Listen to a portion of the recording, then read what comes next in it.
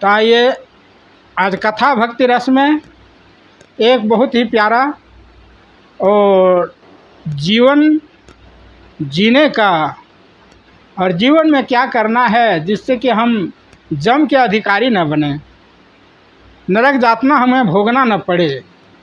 ये भगवान स्वयं धर्मराज रूपी जमराज ने जीवों का उद्देश्य अपने दूतों को समझा रहे हैं। आज की कथा में जीव धर्मा आचार्य भगवान धर्मराज जमराज ने जो अपने दूतों को उपदेश दिए हैं उसे हम सब श्रवण करेंगे इस कथा में। तो जिह्वान भक्ति भगवद गुण नाम धेयम चेतस्तन स्मृति तच्चरणारविंदम कृष्णाय नो नमति जच्छीरे के कदापि तानानयध्वं सतो यकृत विष्णुकृत्यान। जिनकी जिह्वा भगवान के मंगलमय गुणों एवं परम पवित्र नामों का वर्णन नहीं करती है, जिनका चित्त भगवान के चरण कमलों का चिंतन नहीं करता है, जिनका सिर एक बार भी भगवान श्री कृष्ण चंद्र को, रामचंद्र को या भगवान शिव को, गुरु को प्रणाम करने के लिए नहीं झुका, भगवान विष्णु के पावन कर्मों से सर्वथा पृथक रहने वाले केवल उन दुष्टों को ही तुम लोग यहाँ जमपुरी में लाया करो। यह भगवान धर्मराज अपने दूतों से कह रहे हैं। यह जमराज जी ने अपने दूतों को आदेश दिया है। तो जब भी जमदूत हाथ में पास लेकर मृतलोक के मरणासन प्राणियों को लेने चलते हैं, तभी उन्हें पास बुलाकर उनको कान में जमराज जी समझाते हैं। ये बातें जब कोई भी प्राणी जब ये शरीर को छोड़ते हैं, अंतिम समय में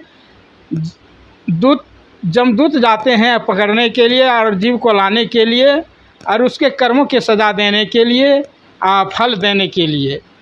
तो उस समय भगवान जमराज धर्मराज ने सबको समझाते हुए कहते हैं, जो लोग भगवान की कथा को कहने सुनने में लगे रहने वाले हैं, उनके पास तुम मत जाना, उन्हें तुम छोड़ देना, क्योंकि मैं दूसरे सब प्राणियों को कर्म दंड देने वाला स्वामी हूँ, पर भगवान के भक्तों को दंड देने की शक्ति मुझ में नहीं है। मैं उनका स्वामी नहीं हूँ। जो भगवत कथा कीर्तन श्रवण करेंगे, ध्यान करेंगे, पूजन करेंगे, उनके ऊपर मेरा कोई अधिकार नहीं है और उनके पास जाना भी नहीं। अपने दूतों से भगवान धर्मराज कह रहे हैं। नित्य देव होने पर भी धर्मराज भगवान सूर्य नारायण के पुत्र हैं। वे देवशिल्पी विश्वकर्मा की पुत्री संज्ञा से उत्पन्न हुए हैं। सूर्य नारायण की पत्नी संज्ञा है और संज्ञा से ही उत्पन्न हुए हैं। उनका शरीर का रंग श्याम वर्ण है और हाथ में भयंकर दंड लिए रहते हैं। उनका वाहन जो है वो भैंसा है। भगवान ब्रह्मा की आज्ञा से ही प्राणियों के कर्मों के अनुसार फल का निर्णय करने जैसा कठोर कर्म उन्होंने स्वीकार किया। भगवान ब्रह्मा, सृष्टिकर्ता ब्रह्मा जी ने ही उनको यह अधिकार दिया था कि कर्मों का निहित कर्म फल उसे देना। जैसे कानून बना है, कोर्ट बना है, जज बना है,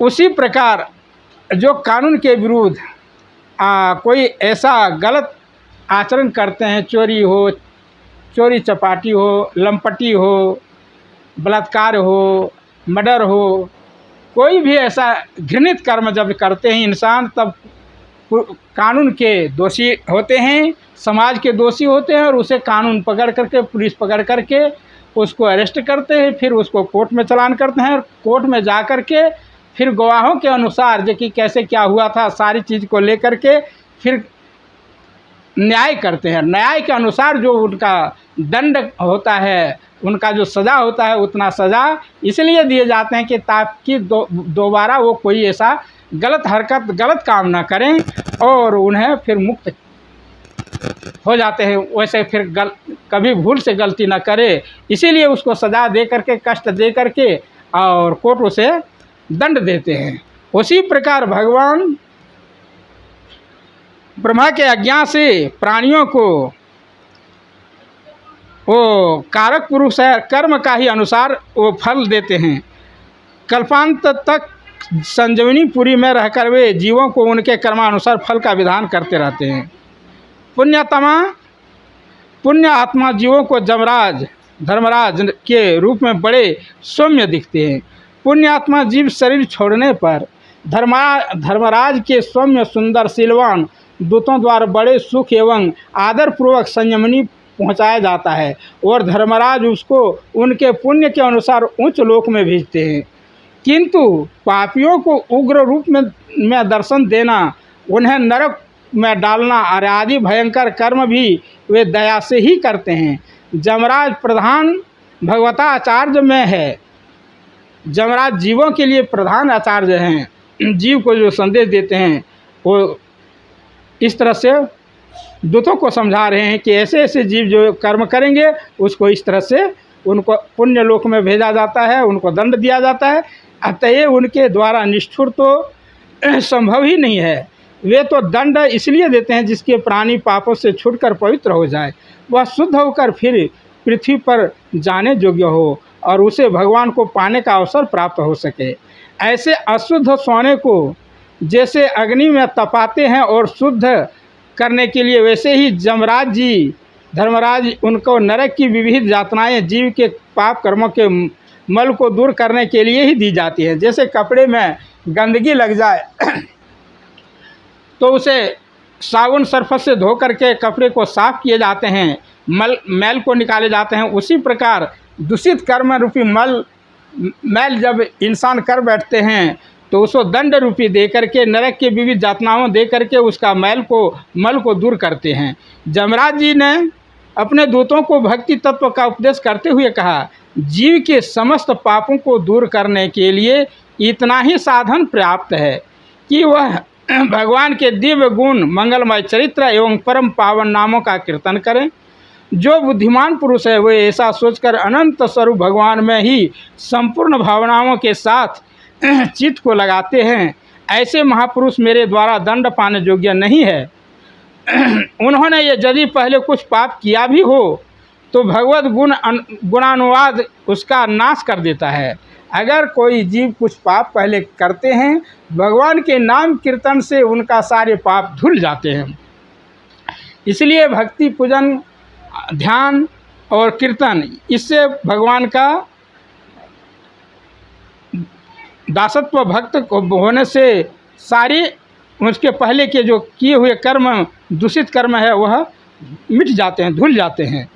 हे मेरे दूतों, भगवान की गदा सदा उनकी रक्षा किया करती है, तुम लोग उसके पास मत जाना। उनके पवित्र चरित्र और देवता तथा सिद्धगण भी गाया करते हैं, तुम लोग उसके पास मत जाना। मेरा कोई सेवक या स्वयं मैं भी उनके दंड देने में समर्थन नहीं हूँ। निष्किंचन वितराग परमहंस जन रसज्ञ होकर के भगवान के चरण कमलों की जिस मकरंद में निरंतर लगे रहते हैं, जैसे मक्खी जैसे मधुपान करते हैं, फूलों का रस लेकर के और मधु बनाते हैं और मधु में लुप्त रहते हैं, कहीं इधर उधर नहीं भटकते हैं, उसी प्रकार भगवान के मुकुंद चरण कमलों की रसास्वादन लेकर के आनंद और मधुमय बन जाता है जीव। उस मुकुंद के उस पदारविंद में मकरंद से विमुख होकर तृष्णा के द्वारा नरक के द्वार रूप घरों में जो बंधे हैं, उन काम क्रोध परायण स्त्री पुत्रादि संसार आसक्त असत पुरुषों को ही तुम लोग यहाँ जमपुरी में लाया करना, और उसे ही यहाँ पर संजीवनीपुरी में तरह तरह के दंड, जैसा वो कर्म करता है उस हिसाब से उसको दंड दिया जाता है। ऐसा ही व्यक्ति को तुम, ऐसे ही जीव को तुम लेकर के आना, चाहे वो पशु हो, पंछी हो, नर हो नारी हो, कोई भी हो, ब्राह्मण हो, क्षत्रिय हो, वैश्य हो, कोई भी हो, तो उसे ही भगवान दंड देते हैं जो गलत कर्म करते हैं, जो भेदाभेद रखते हैं, जो द्वेष करते हैं दूसरों से, जो दूसरों को सताते हैं, जो दूसरों को बलात् कर्म के अनुपात पर उसे संकट देते हैं, कष्ट पहुंचाते हैं, तो ऐसे व्यक्ति को तुम यहाँ पर संजीवनीपुरी में लाया करो और उसे उसके कर्म के अनुसार उसे दंड दिया जाता है। इदम एव मंगलाय इदम एव धनार्जनम जीवितस्य फलम तद जद दामोदर कीर्तनम। यह जो दामोदर का नाम गुण कीर्तन है, यही मंगल कार्य है, यही यथार्थ धन संचय है, यही जीवन का फल है। तो आज की कथा जो है, जो धर्माचार्य भगवान धर्मराज सब जीवों का धर्माचार्य है, जो धर्म किस तरह से किया जाना चाहिए, सबों को प्रणाम करना चाहिए, माता पिता को प्रणाम करना चाहिए, गुरुजनों को प्रणाम करना चाहिए, और सब में भगवत भाव रख करके संसार में विचरण करना चाहिए। किसी को कष्ट न देना चाहिए, न किसी से छल कपट झूठ असत्य बोलना चाहिए। ऐसा जो कर्म करते हैं उसका पुण्य कर्म होते हैं। जो दूसरों को कष्ट देता है, जो जाति भेद करता है, दूसरों को तिरस्कार करता है, वो जमराज के यातनाओं को दोषी होकर के और उसको तरह तरह के नरक यातना को भोगना पड़ता है। इसलिए आज की जो कथा है, स्वयं धर्मराज जीवाधिकारी, जीवाचार्य जीवाधिकारी भगवान धर्मराज अपने दूतों को समझाते हुए आज की ये कथा आप लोगों को श्री चरणों में समर्पित करते हुए आज की कथा यहीं विराम देते हैं। आप लोगों का मंगल हो और इस कथा से अपने अपने जीवन का लाभान्वित हो और अपने अपने कर्म में जो विविध कुकर्म रूपी कर्म हम करते हैं, ऐसे असत कर्म को त्याग करके सत्कर्म को करें और कर्म करते रहें और भगवान में ध्यान रखें, उनके नाम कीर्तन करें। इससे जीवन धन्य होंगे और वो जीव जमराज के यातनाओं का अधिकारी नहीं बनेंगे, कानून की दोषी नहीं बनेंगे। धर्म कानून के नियमों का पालन जो करेंगे, धर्म का नियम का पालन करेंगे, वह कभी कानून के नियमों के दोषी नहीं बनेंगे। इसलिए कोई भी जीव को न सताएं। सत्य अहिंसा परमो धर्म, जो सत्य बोले और अहिंसक बने, किसी से हिंसा न करे, यह परम धर्म है। राष्ट्रपिता महात्मा गांधी जी का ये मूल मंत्र थे, सत्य अहिंसा परमो धर्म। तो आज की ये कथा आप लोगों के श्री चरणों में वंदन करते हुए कथा को आप लोगों का सामने पेश किए।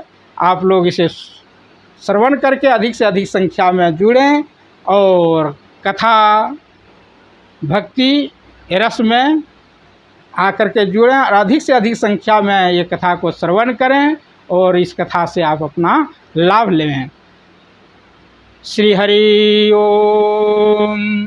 सीताराम सीताराम सीताराम सीताराम सीताराम सीताराम सीताराम सीताराम।